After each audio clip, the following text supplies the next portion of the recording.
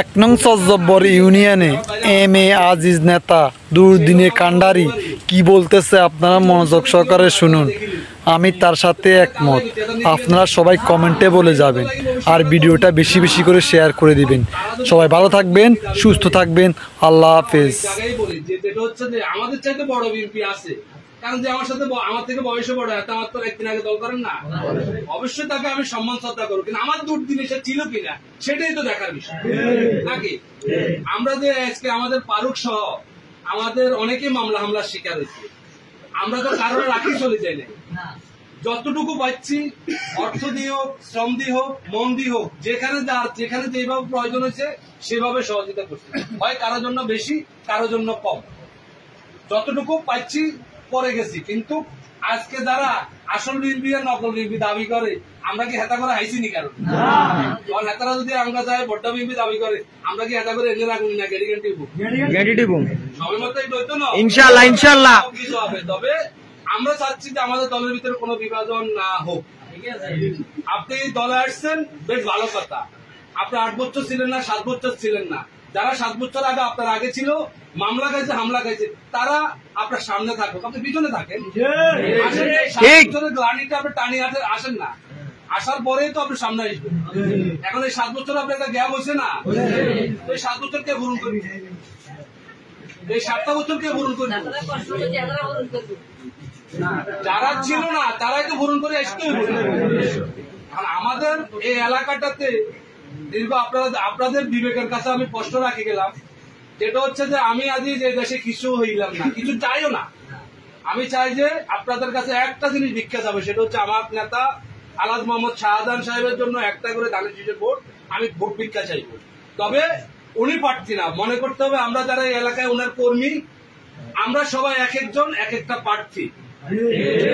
আমরা এক একজন ধানের শীষের প্রার্থী, আলহাজ মোহাম্মদ শাহজাহানের মতো আমরা সবাই প্রার্থী হিসেবে আমরা কাজ করবো, নাকি? তো কাজ করবেন তো আপনারা?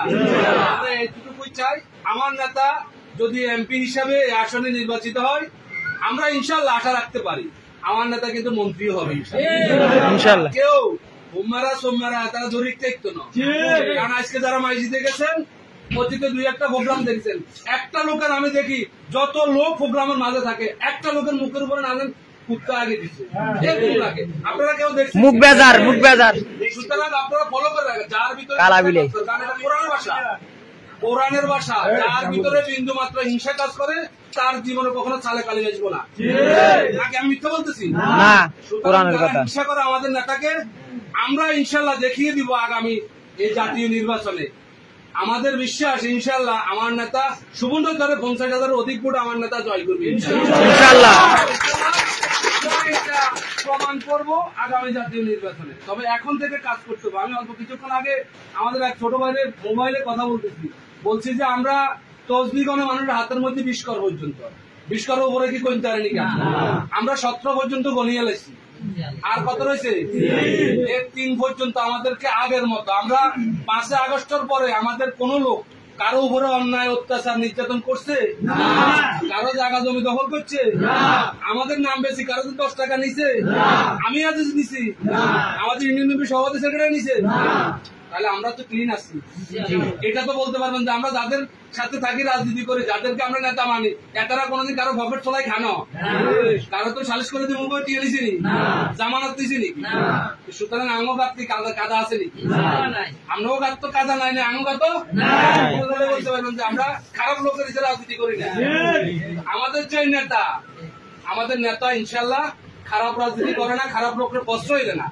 ইনশাল্লাহ দেখবেন আমার নেতা যদি খালি এমপি হয়, মন্ত্রী হয়, আজকে তারা পিটি করে একজন আইতেন না, কে আব্বা বলাই বাপ্পা হয়, রাজনীতি করি না